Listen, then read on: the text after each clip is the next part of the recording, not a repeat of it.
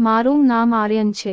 હું બહુ ગરીબ હતો. હું મોટા બંગલામાં ચોકીદાર તરીકે કામ કરતો હતો. મને બહુ મુશ્કેલીથી નોકરી મળી. આ નોકરી મારા માટે ખૂબ જ અહેમ હતી, કારણ કે હું ભણેલો પણ ન હતો. બંગલાના માલિકને વિશ્વસનીય ચોકીદારની જરૂર હતી. અહીંના માલિકે મને નોકરી પર રાખ્યો. હવે મને આ બંગલામાં ચોકીદાર તરીકે કામ કરતા 1 વર્ષ થઈ ગયું હતું. આ બંગલો બહુ મોટા ઉદ્યોગપતિનો હતો. તે તેની પત્ની અને તેની પુત્રી સાથે અહીં રહેતા હતા અને કામ માટે શહેરની બહાર પણ જતા હતા. તેથી તેણે તેના ઘરે કોઈ મોટી મુશ્કેલી ન આવે તે માટે તેના ડ્રાઈવર, નોકર અને ચોકીદારને પણ વિશ્વાસપાત્ર રાખ્યા હતા. તેથી તેના ઘરના દરેક ખૂણા પર કેમેરા લગાવવામાં આવ્યા હતા. માલિક તેની પુત્રીને સૌથી વધુ પ્રેમ કરતા હતા. તેમને એક જ પુત્રી હતી જેનું નામ સનાયા હતું. કહેવા માટે સનાયા મેડમ તેની માતા સાથે ઘરમાં રહેતી હતી, પરંતુ માલિક તો પણ સનાયા મેડમ માટે પરેશાન રહેતા અને તેને ખૂબ પ્રેમ કરતા હતા. સનાયા મેડમ ખૂબ જ સુંદર હતી અને ખૂબ ભણેલી પણ હતી, પરંતુ જ્યારથી હું અહીં નોકરી કરતો હતો, મેં જોયું કે મેડમ ખૂબ બીમાર રહેતા. અહીંના વૃદ્ધ ચોકીદારે મને કહ્યું હતું, મેડમ અભ્યાસ પૂરો કરીને વિદેશથી પરત ફર્યા છે અને છેલ્લા 2 વર્ષથી બીમાર છે. માલિકે મોટા ડોક્ટરો દ્વારા તેની સારવાર કરાવી. તેને સારવાર માટે વિદેશ પણ લઈ ગયા હતા, પરંતુ સનાયા મેડમની બીમારીની જાણ થતી ન હતી. માલિકના એક ફેમિલી ડોક્ટર પણ હતા જેનું નામ ડો. ત્યાગી હતું. માલિક દર વખતે તે ડોક્ટરને મેડમની તબિયત વિશે પૂછતા હતા. માલિકની દીકરી લાખમાં એક હતી. મેં તેને 2 વાર જોઈ હતી, કારણ કે જ્યારે હું શરૂઆતમાં અહીં આવ્યો હતો ત્યારે તે નોકરાણી સાથે બગીચામાં ફરવા આવતી. નોકરાણી તેમને પકડીને ચક્કર લગાવતી હતી. તે ખૂબ જ નબળી સ્થિતિમાં હોય તેવું લાગતું હતું, પરંતુ લાંબા સમયથી તેની હાલત એવી પણ નથી રહી. તે ઊભી પણ રહી શકતી નથી. તે એટલી બીમાર થઈ ગઈ છે કે તે તેના પલંગ પર જ સૂઈ રહે છે. પણ જ્યારે મેં તેને પહેલી વાર જોઈ ત્યારે મને થયું સનાયા મેડમ જેવી હમસફર મારા જીવનમાં પણ હોત. કારણ કે જ્યારે મેં પહેલીવાર સનાયા મેડમને બગીચામાં ચાલતા જોયા ત્યારે તેમની એવી ચાલ હતી કે હું તેમને જોતો જ રહ્યો. તે સુંદરતાથી ભરેલી હતી. આખા વર્ષ દરમિયાન માલિકને મારામાં ઘણો વિશ્વાસ હતો, કારણ કે હું કોઈ પણ નવી વ્યક્તિને પૂછપરછ અને તપાસ કર્યા વિના અંદર મોકલતો ન હતો. મલિકે કહ્યું કે જે દિવસથી મેં તને ગાર્ડ ડ્યુટી પર મૂક્યો છે ત્યારથી અમારા ઘરે કોઈ એવું આવ્યું નથી જેને કોઈ પણ પ્રકારની મુશ્કેલી કરવાનો પ્રયાસ કર્યો હોય, કારણ કે અમીર લોકોના ઘણા દુશ્મનો હોય છે. તેથી જ હું માલિકનો વિશ્વાસુ અને પ્રિય ચોકીદાર બની ગયો હતો. તેને મારા કરતાં વધુ કોઈ પર વિશ્વાસ ન હતો. હું સનાયા મેડમ માટે ખૂબ ચિંતિત હતો, કારણ કે તે ખૂબ બીમાર પડવા લાગી અને મને તેની ચિંતા થવા લાગી, કારણ કે છેલ્લા 1 મહિનાથી તે સંપૂર્ણપણે બીમાર હતી. તે પાગલ વ્યક્તિની જેમ વર્તન કરવા લાગી હતી. ઘરના નોકરો મને સનાયા મેડમ વિશે કહેતા હતા, કારણ કે ઘરની અંદર 2 નોકર હતા અને બાકીની બધી નોકરાણી કામ કરતી હતી. તેથી હું ફક્ત નોકરો સાથે જ વાત કરતો હતો. આ સાંભળીને હું ખૂબ ડરી ગયો. જ્યારે પણ હું મેડમ વિશે સાંભળતો ત્યારે મારા હૃદયમાં તેમના માટે ઊંડો અફસોસ થતો. ભગવાન જાણે કે તે કયા રોગથી પીડિત હતી કે તેની સારવાર શક્ય ન હતી. થોડા દિવસો પછી માલિકે મને તેની પાસે બોલાવ્યો. તેણે મને કહ્યું કે હું તમારી જગ્યાએ બીજા ચોકીદારની નિમણૂક કરું છું. તેણે જે કહ્યું તે સાંભળીને મને આશ્ચર્ય થયું. મેં કહ્યું, માલિક, તમે શું કહો છો? શું મેં કોઈ ભૂલ કરી છે કે નોકરી એ મારો રોજગાર છે? મને બીજે સારી નોકરી નહીં મળે? મારી વાત સાંભળીને માલિકે કહ્યું, ચિંતા કરશો નહીં. ખરેખર તો તમે બંગલાની બહાર ચોકીદારી કરો છો, પણ મારે બીજા ચોકીદારની જરૂર છે. મને ઘરના નોકરોમાં કંઈક ખોટું દેખાય છે. શું આ લોકો મારી દીકરીના રૂમમાં મારી પાછળથી જતા તો નથી ને? તમારી માલકીન પણ આખો દિવસ ક્યાંક વ્યસ્ત રહે છે. એટલા માટે હું ઈચ્છું છું કે તું મારી દીકરીના રૂમની બહાર ચોકીદારી અને હું બંગલાની બહાર બીજો ચોકીદાર રાખીશ. તેને કહ્યું, તારે નોકરી છોડવાની જરૂર નથી. હવે તમે સનાયાના રૂમની બહાર ચોકીદારી કરશો. મલિકની વાત સાંભળીને મારા શ્વાસમાં શ્વાસ આવ્યો. મને કામ કરવામાં પણ કોઈ વાંધો ન હતો. માલિકે કહ્યું કે મારે તમારા જેવા ભરોસાપાત્ર ચોકીદારની જરૂર છે. જો તમે કોઈને જાણતા હોવ તો મને જણાવજો. મેં માલિકને મારા મિત્ર વિશે કહ્યું, જે શહેરમાં રહેતો હતી અને લાંબા સમયથી કામ માટે શોધ કરતો હતો. તેની પૂછપરછ કર્યા બાદ બંગલાના માલિકે તેને ચોકીદારી માટે રાખ્યો હતો અને મને સનાયા મેડમના રૂમની બહાર ચોકીદારી કરવા કહ્યું હતું. હવે હું મેડમના રૂમની બહાર ચોકીદારી કરતો હતો. સનાયા મેડમ જોશથી ઉધરસ ખાતી હતી. તે ઘણી મુશ્કેલીમાં હતી. તેના ગળામાંથી વિચિત્ર અવાજો આવતા તેને જોયા પછી હું ડરી જતો. મેં ક્યારેય કોઈ સ્ત્રીને આવી પીડામાં જોઈ ન હતી. ક્યારેક હું મેડમને જોવા રૂમની અંદર છુપી રીતે જોતો. આજે પણ મેડમ ઉધરસ ખાતી હતી. હું રૂમની અંદર જોવા જઈ રહ્યો હતો ત્યારે અચાનક માલિક દોડી આવ્યા અને તેની પુત્રીને દવા આપી. એ પછી સનાયા મેડમનો અવાજ આવતો બંધ થઈ ગયો. કદાચ દવા લીધા પછી તેને થોડી રાહત મળી હશે. પણ માલિક રૂમમાંથી બહાર આવ્યા અને મારી સાથે વાત કરવા લાગ્યા કે, આર્યન, હું કપડાં બદલવા જાઉં છું. તમે નોકરને ઝડપથી કાર બહાર કાઢવા માટે કહો. આજે મારે કોઈ અગત્યના કામ માટે જવું પડશે. હું માલિકની વાત સાંભળીને જ ડરી ગયો. માલિક શું કરવા જઈ રહ્યા હતા? મેં ડ્રાઈવરને કહ્યું કે કાર બહાર કાઢો. થોડી વારમાં માલિક આવી રહ્યા છે. માલિક લગભગ 2 કલાક પછી પાછા આવ્યા. હું માલિકની અંગત બાબતોમાં દખલગીરી ન કરતો, તેથી મેં ડ્રાઈવરને પૂછ્યું કે માલિક ક્યાં ગયા હતા. ડ્રાઈવરે મને એવી વાત કહી જે સાંભળીને હું ચોંકી ગયો. તેણે કહેવાનું શરૂ કર્યું કે માલિકે અખબારમાં સમાચાર પ્રકાશિત કર્યા છે કે જે મારી પુત્રીની સારવાર કરશે તેને 5 કરોડ રૂપિયાનું ઇનામ આપવામાં આવશે. શહેરના તમામ ડોક્ટરો માટે આ સમાચાર કોઈ લોટરીથી ઓછા ન હતા.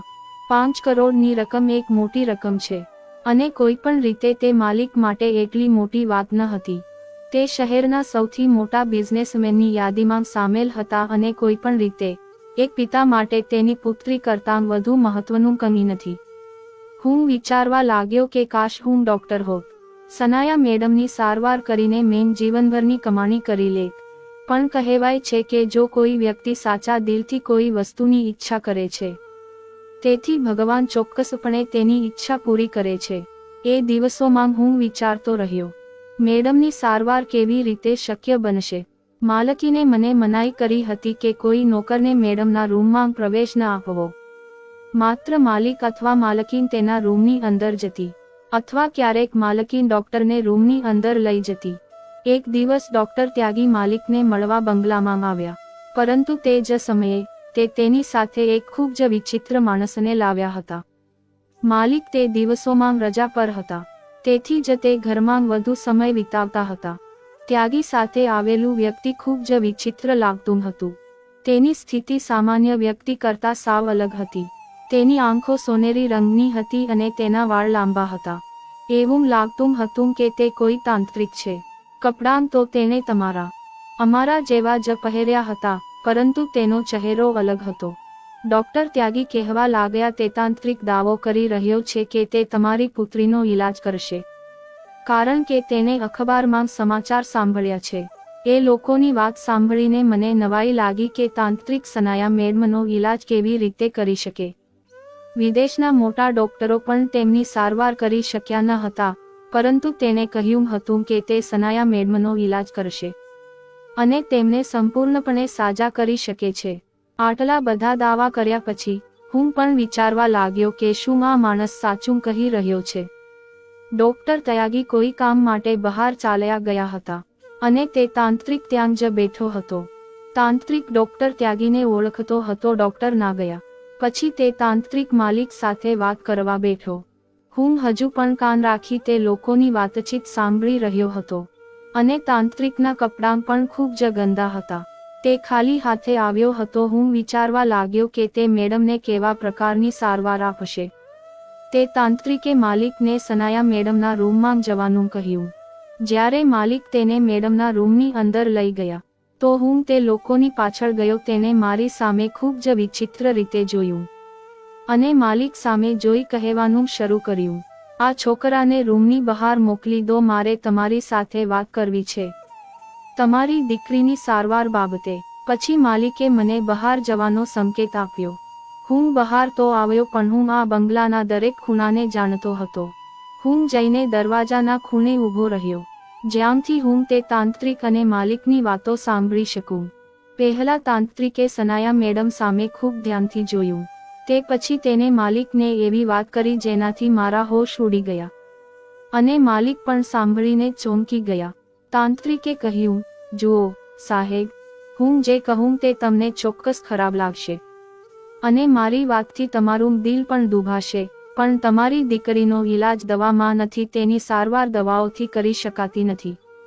તેના જીવનમાં પરિવર્તન લાવવા માટે તમારે તમારી પુત્રીના લગ્ન કરવા પડશે. માલિકને આની સામે કોઈ વાંધો ન હતો, કારણ કે દરેક પિતા પોતાની દીકરીને એક યા બીજા દિવસે વિદાય તો આપે જ છે. માલિકે તેને પ્રશ્ન કર્યો, શું મારી દીકરી પરણ્યા પછી સાવ સાજી થઈ જશે? માલિક તેને 2-3 પ્રશ્નો પૂછી રહ્યા હતા, કારણ કે તેને લાગ્યું કે આ માણસ પણ છેતરપિંડી કરી શકે છે. પૈસા વિશે સાંભળ્યા પછી મેડમ વિશે આવી વાતો કહી શકે છે.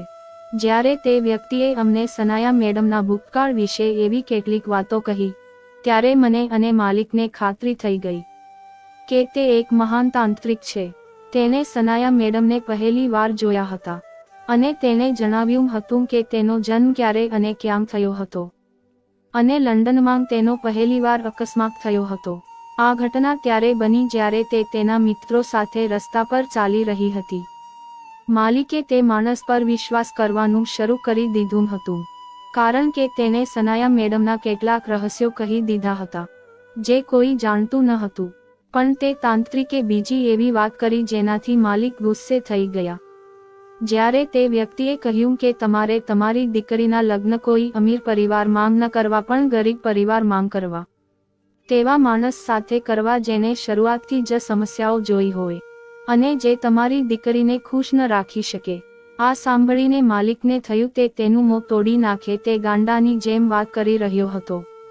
મેડમ પહેલાથી વધુ બીમાર હતા, જે કોઈ સમસ્યાથી ઓછું નહોતું, પરંતુ જો તેણીએ ગરીબ છોકરા સાથે લગ્ન કર્યા તો તેણીને વધુ મુશ્કેલીનો સામનો કરવો પડી શકે છે, કારણ કે માલિકે તેને શરૂઆતથી જ લકઝરી જીવન આપ્યું હતું અને પછી લગ્ન એ મજાક નહીં પણ આખી જિંદગીનો નિર્ણય હતો. તેથી જ મેડમ ગરીબ વ્યક્તિ સાથે પોતાનું જીવન જીવી શકે નહીં અને આ દુનિયામાં ગરીબોની કોઈ કમી નથી. તે તેની પુત્રી માટે સૌથી ગરીબ સંબંધો મેળવી શક્યા હોત, પરંતુ તે એક અમીર પિતા હતા, તેની દીકરીને ગરીબીનું જીવન જીવતા કેમ જોઈ શકે? પેલા માણસે કહ્યું, જો તમે આ કરવા તૈયાર હોવ તો જ તમારી દીકરી સારી થશે અને તેની સારવાર પણ શક્ય બનશે. નહીંતર તમે તમારી દીકરીને આ હાલતમાં જોતા રહેશો અને પછી તે આ દુનિયામાંથી જતી રહેશે. આ સાંભળીને માલિક પરેશાન થઈ ગયા અને તેનાથી ગુસ્સે પણ થઈ ગયા. તેણે કહ્યું, શું તમે ગાંડા થઈ ગયા છો? શું તમે ઈચ્છો છો કે હું મારી દીકરીના લગ્ન કોઈ ગરીબ વ્યક્તિ સાથે કરું, જેથી તેનું જીવન બગડે, તે આ રીતે બીમાર રહે અને મરી જાય તો સારું, પણ હું મારી દીકરીના લગ્ન કોઈ ગરીબ અભણ વ્યક્તિ સાથે નહીં કરું. પેલો માણસ કહેવા લાગ્યો, હવે તે તમારી પસંદગી છે. હું એમ નથી કહેતો કે તમે એવા ગરીબ છોકરા સાથે લગ્ન કરો જેની સાથે તમારી દીકરી મુશ્કેલીમાં મુકાઈ જશે. કેટલાક ગરીબ લોકો એવા છે જે ગરીબીમાં પણ ખુશીથી જીવી રહ્યા છે. તમારે તમારી દીકરી માટે એવો સંબંધ શોધવો જોઈએ જે ચોક્કસપણે તમારી દીકરીને ગરીબીમાં રાખશે પણ તેની બધી ઈચ્છાઓ પૂરી કરે અને તમારી દીકરી ત્યાં પણ ખુશ રહી શકે. પણ તમારી દીકરીનો એક જ ઈલાજ છે કે તમે તમારી દીકરીના લગ્ન કરો, નહીંતર તેને શું થશે તે તમને ખબર છે. તેને કહ્યું કે તમે મારા દેખાવ પર ન જાઓ, હું ખૂબ જ અલગ માણસ છું. આટલું કહીને તે ચૂપ થઈ ગયો. પછી તેને માલિકને શું કહ્યું તે મને ખબર નથી, હું આખી વાત સાંભળી શકતો નથી. માલિક ખૂબ ગુસ્સામાં દેખાતા હતા, પણ પછી અચાનક તે માણસની વાત સાંભળીને તેને રાહત થઈ. એવું લાગતું હતું કે માલિકે બધું સ્વીકાર્યો લીધું છે. થોડીવાર પછી તાંત્રિક રૂમની બહાર નીકળી ગયો. તાંત્રિકના ગયા પછી માલિકે મને ઈશારો કરીને તેના રૂમમાં બોલાવ્યો અને તે પોતે પણ તેના રૂમમાં ગયા. હું તેમની પાછળ તેમના રૂમમાં ગયો. પછી માલિકે મને રૂમનો દરવાજો બંધ કરવાનું કહ્યું અને પોતે સોફા પર બેસી ગયા. તેણે મને તેની સામે બેસવાનું પણ કહ્યું.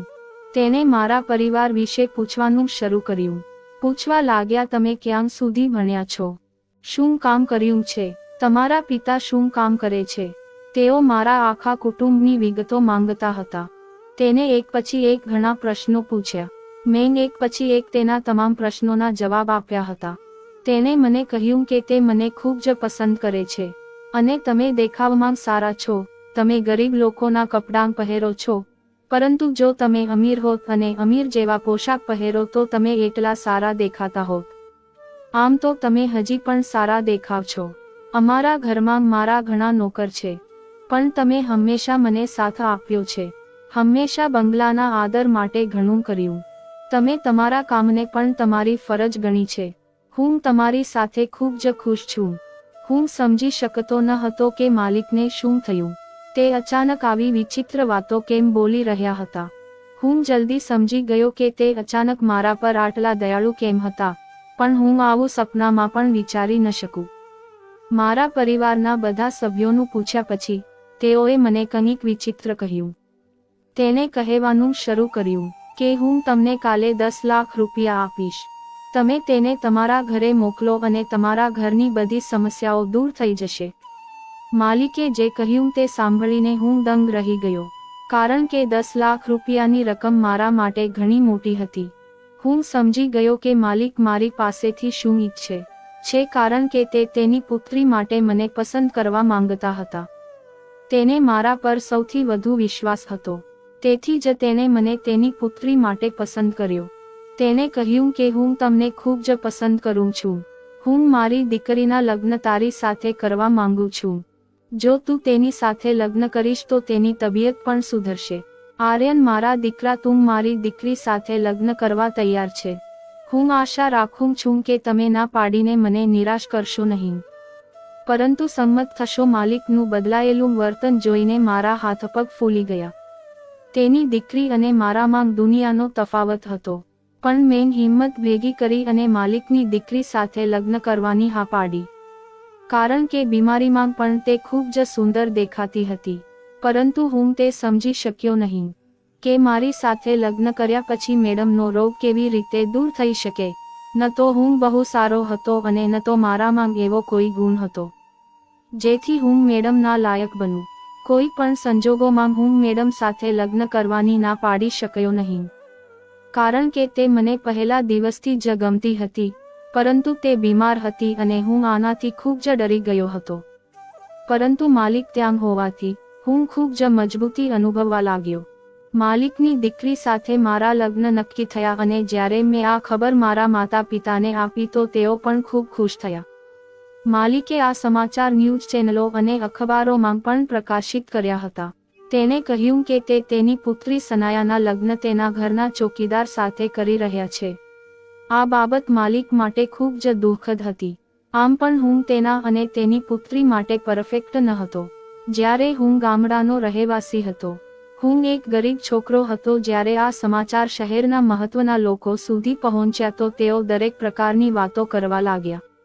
તેઓ કહેતા હતા કે ખબર નથી કે આ માણસની દીકરીમાં શું કમી છે કે તે તેની દીકરીના લગ્ન આવા ગરીબ ચોકીદાર સાથે કરે છે.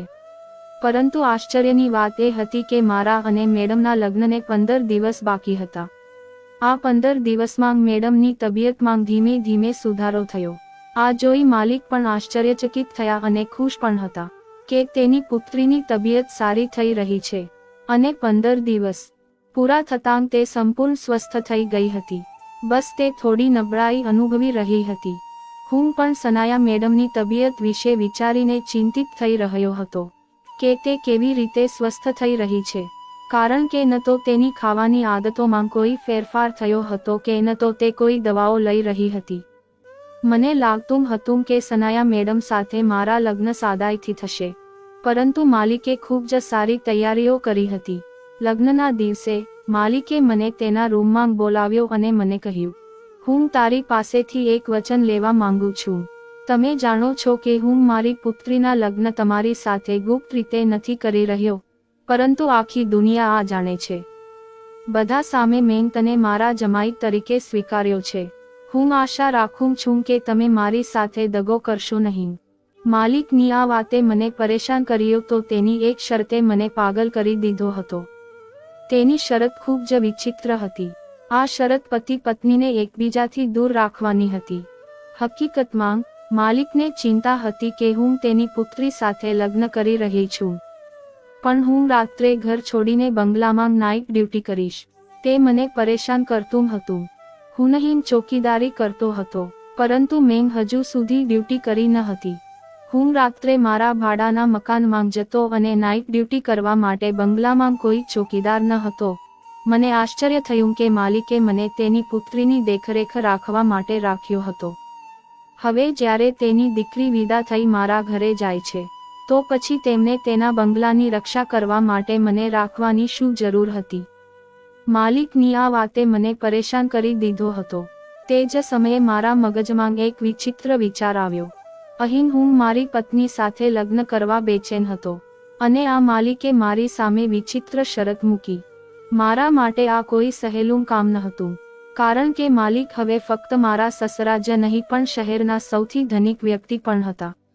મેં તેમને વચન આપ્યું હતું કે તે જેમ કહેશે હું તેમ કરીશ. માલિકે કહ્યું, મારી દીકરીની બીમારીએ મને પરેશાન કરી દીધો છે, પરંતુ મને કેટલાક લોકો પર શંકા છે. એટલા માટે હું તને નાઇટ ડ્યુટી કરવા મજબૂર કરું છું. એક ખાસ હેતુ છે જેના કારણે હું તમારી સમક્ષ આ શરત મૂકી રહ્યો છું. અહીં ભલે મારી દીકરી નહીં હોય પણ તમે તો પહેલેથી જ અહીં ચોકીદાર છો, અને રાત્રે નાઇટ ડ્યુટી કરશો તો તમારું શું જશે? બદલામાં હું તને ડબલ પગાર આપીશ, દિવસ અને રાત બંને માટે. પણ એક જ શરત છે કે તમારે તમારી આંખો અને કાન ખુલ્લા રાખવા પડશે. તમારી આંખો 1 મિનિટ માટે પણ બંધ થવી જોઈએ નહીં. તેમની વાત સાંભળીને મારા મનમાં ઘણા પ્રશ્નો હતા, પણ હું તેમની વાત સમજી ગયો હતો. તે હંમેશા આવી વાતો કરતા હતા. આખી વાર્તા ક્યારેય કહી ન હતી. હું જાણતો હતો કે તેની શરત પાછળ કંઈક રહસ્ય છુપાયેલું હતું. બીજા દિવસે મારા લગ્ન સનાયા મેડમ સાથે થયા હતા. દીકરીના લગ્નમાં બંને માતા પિતા ખૂબ રડ્યા હતા. માલકીનની તો રડવાથી ખૂબ ખરાબ હાલત હતી, અને તે મારી સામે હાથ જોડીને કહી રહી હતી કે દીકરા, હંમેશા મારી દીકરીનું ધ્યાન રાખજે. જ્યારે માલિકની પણ આંખમાં આંસુ હતા. આજે તેમની એકમાત્ર દીકરીના લગ્ન હતા અને તેમની વિદાય હતી. આજે મારા લગ્નની પહેલી રાત હતી. માલિકે મને તેની દીકરી પાસે જતા રોક્યો નહીં, પણ ખુશીથી મને પરમિશન આપી અને કહ્યું, મારી દીકરીનું ધ્યાન રાખજે અને તેને સમયસર દવાઓ આપતો રહેજે. કાલથી તું અહીં આવીને નાઇટ ડ્યુટી કરજે, અને હા, ગમે તે હોય કૃપા કરીને મને જણાવજે, ભલે રાતનો ગમે તે સમય હોય. હું માલિકની પરવાનગી લઈને મારા ઘરે આવ્યો હતો. મેડમ મારા મિત્રની પત્ની સાથે મારા ઘરે આવી ચૂક્યા હતા. મારું નાનું ઘર મેડમના આવવાની રાહ જોઈ રહ્યું હતું. હું ઘરે આવ્યો ત્યારે મારી પત્ની દુલ્હનના કપડામાં બેઠી હતી. હું તેની નજીક જતા પણ ડરતો હતો, કારણ કે હું ચોકીદાર હતો અને તે રાણીની જેમ મોટી થઈ હતી. તેના જીવનમાં કોઈ વસ્તુની કમી ન હતી, પરંતુ હું એક સામાન્ય વ્યક્તિ હતો. પરંતુ આશ્ચર્યની વાત એ છે કે રૂમમાં પ્રવેશતા જ મારી પત્નીએ મારું સ્વાગત કર્યું. તેની તબિયત સારી જણાતી હતી. મને જોયા છ પછી તે જરાય પરેશાન ન થઈ. તેના ચહેરા પર ખુશી દેખાતી હતી. આનો અર્થ એ થયો કે તે મારી સાથે લગ્ન કરીને ખુશ હતી, અને ન તો તેને મને ગરીબ હોવાનો ટોનો માર્યો હતો. તે મારી સારી પત્નીની જેમ સેવા કરવાની વાત કરવા લાગી. મને સમજાયું કે તે મારી પત્ની બનવા સક્ષમ છે. મેં મારા જીવનની તેની સાથે શરૂઆત કરી લીધી હતી, પણ તેના ચહેરા પર આશ્ચર્ય નહોતું. મારી ધીરજ ખૂટી ગઈ. સવારે મેં તેને પૂછ્યું કે તેને મારી સાથે લગ્ન કરવાનો અફસોસ નથી, કારણ કે તેનું તો કોઈ અમીર માણસ સાથે લગ્ન કરવાનું સપનું હશે. પણ તેણે મને જવાબ આપ્યો કે તમારી સાથે લગ્ન કરવું મારા માટે વધુ સારું છે. જો મેં તમારી સાથે લગ્ન ન કર્યા હોત તો મારી તબિયત બગડી ગઈ હોત. તમે મારા માટે ખૂબ જ મહત્વપૂર્ણ છો, તેથી જ હું તમારો આદર કરું છું. હું પણ સમજી શક્યો નહીં કે મારી સાથે લગ્ન કરી તેની તબિયત બરાબર કેમ થઈ. પણ મને ખબર ન હતી કે મારી સામે સત્ય હજુ બહાર આવવાનું બાકી છે. હું ખુશ હતો કે મારી પત્ની એટલી સરસ અને હું હંમેશા ઈચ્છતો હતો તે મારી પત્ની બની ગઈ હતી અને તેને પણ મને ખુલ્લા દિલે સ્વીકારી લીધો હતો। સવાર રાતમાં ફેરવાઈ ગઈ। તરત જ હું મારું ઘર છોડીને માલિકના બંગલાની અંદર પહોંચ્યો। બંગલાની અંદર જઈ મને બહુ માન મળતું હતું કારણ કે હું હમણાં જ ઘરનો જમાઈ બન્યો હતો। માલિકે મને નાઇટ ડ્યુટી કરવાનું કહ્યું હતું પણ હવે માલિકે મને એક વિચિત્ર વાત કહી। તેને કહ્યું કે તમે બહાર કોઈને કહેશો નહીં કે તમે અહીં નાઇટ ડ્યુટી કરવા આવ્યા છો। તમે આગળ ક્વાર્ટર છે તે ક્વાર્ટરની બારીમાંથી બંગલાની રક્ષા કરજો કારણ કે હું નથી ઈચ્છતો કે કોઈને ખબર પડે કે તમે તમારા સાસરિયાના ઘરે નોકરી કરો છો। હું ક્વાર્ટરમાં ગયો અને તેની બારી પાસે બેસી ગયો। ક્વાર્ટરની બારીમાંથી બંગલાનો ગેટ સ્પષ્ટ દેખાતો હતો। માત્ર 2 કલાક જ વીતી ગઈ હતી જ્યારે મેં એક અજીબ વસ્તુ જોઈ જે મને આશ્ચર્યચકિત કરી દીધો। રાતના લગભગ સવારે 3 વાગ્યા હતા જ્યારે હળવો અવાજ આવ્યો તો મેં ધ્યાનથી જોયું ત્યારે હું ચોંકી ગયો। આ એ જ માણસ હતો, એ જ તાંત્રિક જે ડોક્ટર ત્યાગી સાથે આવ્યો હતો અને માલિકને પોતાની દીકરીના લગ્ન વિશે જણાવ્યું હતું। હું તેને જોતાની સાથે જ તેને ઓળખી લીધો અને તેને આ રીતે અંદર ઘૂસતો જોઈને મને આશ્ચર્ય થયું। આ એ જ તાંત્રિક હતો પણ અહીં તેનું શું કામ છે? એ પહેલા માણસ મારી નજરથી અદૃશ્ય થઈ જાય। હું ક્વાર્ટરમાંથી બહાર આવ્યો પણ હું તેને પકડી શકું તે પહેલા જ તે ચાલતા ચાલતા ચોરીછુપીથી બારીમાંથી બંગલાની અંદર કૂદી ગયો અને માલિકના રૂમની પાછળની બાજુએ ગયો। મેં જોયું કે માલિકના રૂમનો દરવાજો ખુલ્લો હતો પણ હું માલકીનની હાજરીમાં રૂમની અંદર જવા માંગતો ન હતો પરંતુ જ્યારે મારી નજર માલિકના રૂમમાં ગઈ તો મેં જોયું કે બેડ પર માત્ર માલિક જ હાજર હતા, ત્યાં માલકીન ન હતી। હું ચૂપચાપ માલિકના રૂમમાં ગયો અને તેને જગાડ્યા। માલિક ગભરાવાને બદલે ચૂપચાપ ઊભા થઈને બહાર આવ્યા। પછી મારી સામેનો નજારો જોતાં જ મારા પગ નીચેથી જમીન નીકળી ગઈ કારણ કે મેં જે જોયું તે મારી સમજની બહાર હતું।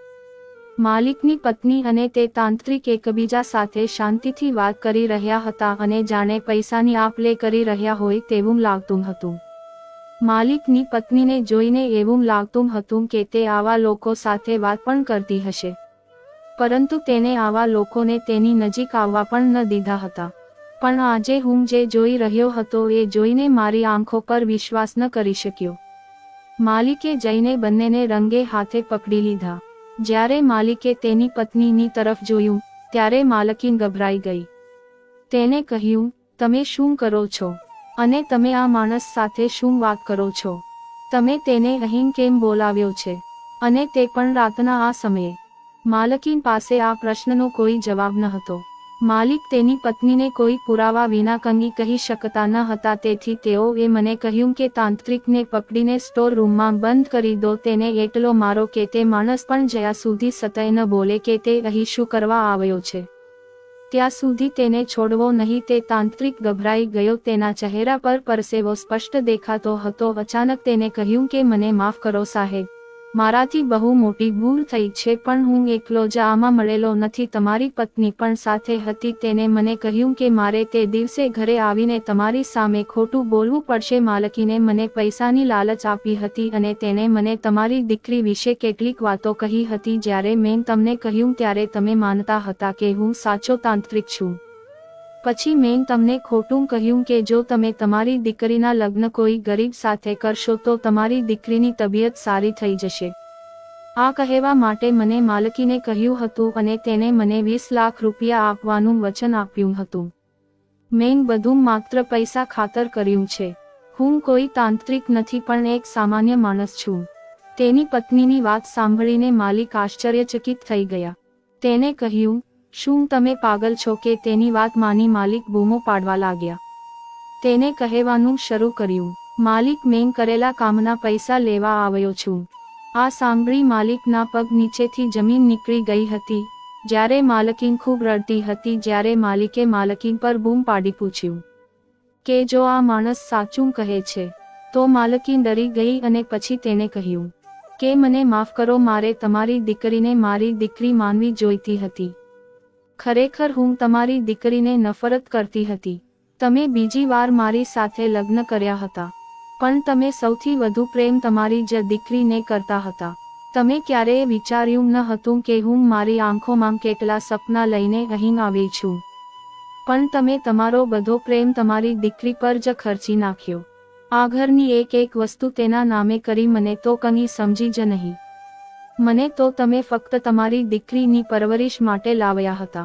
આટલું કહી તે સત્રી રડવા લાગી ત્યારે મને ખબર પડી આ માલિકની બીજી પત્ની હતી. તે મેડમની અસલી માતા ન હતી.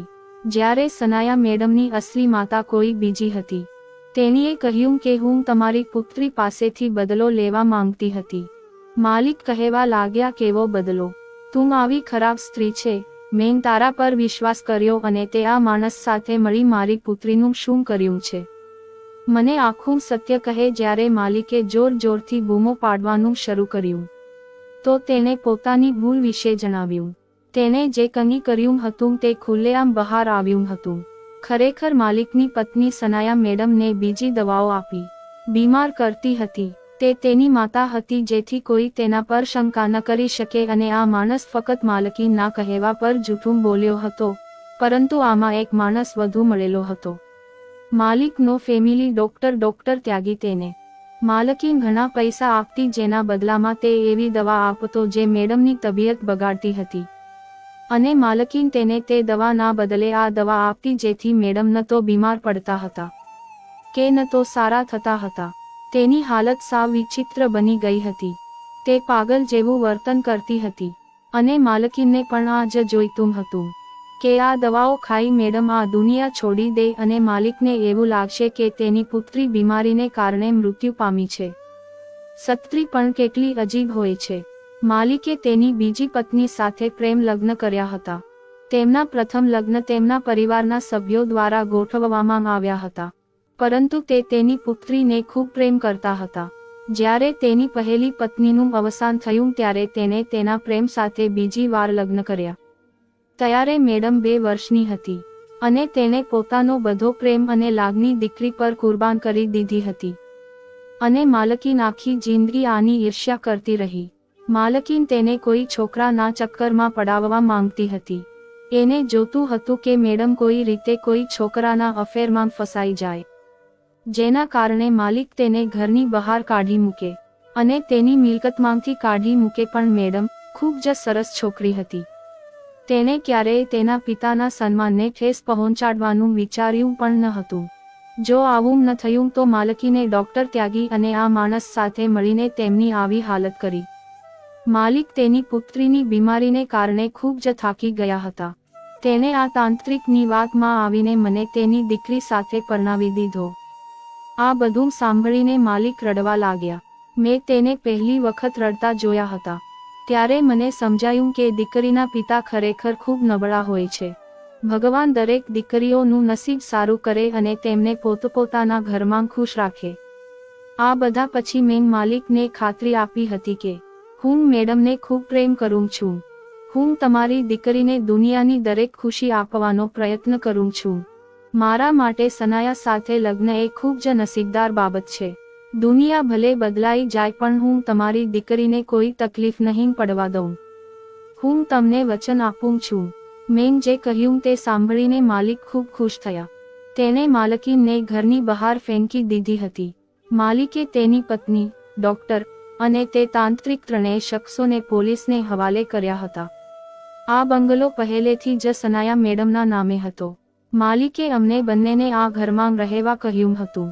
હું મારી પત્ની સાથે સુખી જીવન જીવી રહ્યો છું અને મારી પત્ની સંપૂર્ણપણે સ્વસ્થ છે. માલિક પોતાની દીકરીને મારી સાથે ખુશ જોઈને હંમેશા ખુશ રહે છે, પણ તેને હજુ પણ અફસોસ છે કે તેની પત્નીએ ઘણું ખરાબ કામ કર્યું હતું, પરંતુ તેની પત્ની આજે જેલમાં ચકી પીસે છે અને તે તેના કૃત્યની સજા ભોગવી રહી છે. જો મિત્રો સ્ટોરી પસંદ આવી હોય તો ચેનલને સબસ્ક્રાઇબ કરવાનું ભૂલતા નહીં.